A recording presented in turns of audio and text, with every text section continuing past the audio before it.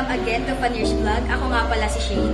At ngayong araw ay tatalakayin natin ang bagyong Christine na tumatama ngayon sa Pilipinas, lalo na dito sa Zambales. Hi, I'm Mitch. Tatalakayin natin ang mga signal warnings at kung ano nga ba ang dapat gawin para manatiling ligtas. At ako si Princess. Nasama-sama tayo upang makilala ang punto ng bagyong Christine at kung paano tayo makakatulong sa isa't isa. Hello everyone! Ako si Trini Erona. Asal-sabay tayong alamin kung anong epekto ng bagyong ito sa ating komunidad. Simulan natin sa pag-unawa at sa iba't ibang signal level na ibinibigyan ng pag-asa sa panahon ng bagyong ito. Signal no 1, hangin mula sa 30 to 60 km. Nagdadala ito ng kaunting ulan at ulit na pinsala sa mga bahay at puno. Signal no 2, hangin mula 61, 120 km.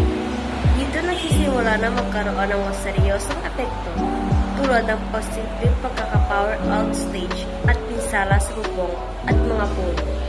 Signal note, ito ang signal meron tayo ngayon sa ilang bahagi ng Zambales.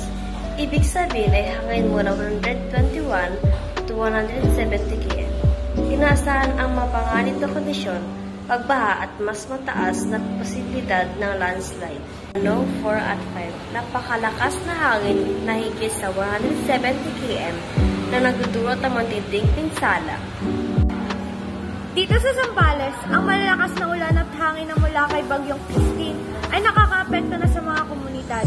Ang ilan sa mga lugar ay nasa signal number 3 na nagdadala ng napakalakas na hangin at ulan na posibleng magdulot ng pagbaha at landslide sa mga mabababang lugar.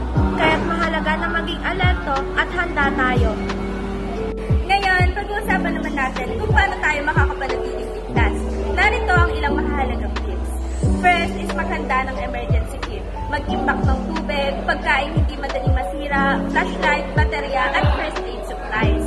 Siguraduhin nakalagay ang mga mahalagang dokumento sa mga waterproof containers.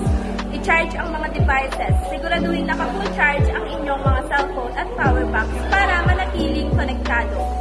Manatiling updated. Regular na suriin ang mga balita mula sa Pag-asa at ibang local news sources. I-secure ang iyong tahanan. Isara at siguraduhin nakalak ang lahat ng bintana at pinto. Planuhin ang evacuation. Kung nakatira ka sa mababang lugar, sa malapit sa dagat o ilog, alamin kung saan ang pinakamalapit na evacuation center. Ihanda ang iyong ruta at mga supplies na kakailangan. Bye! Thank you!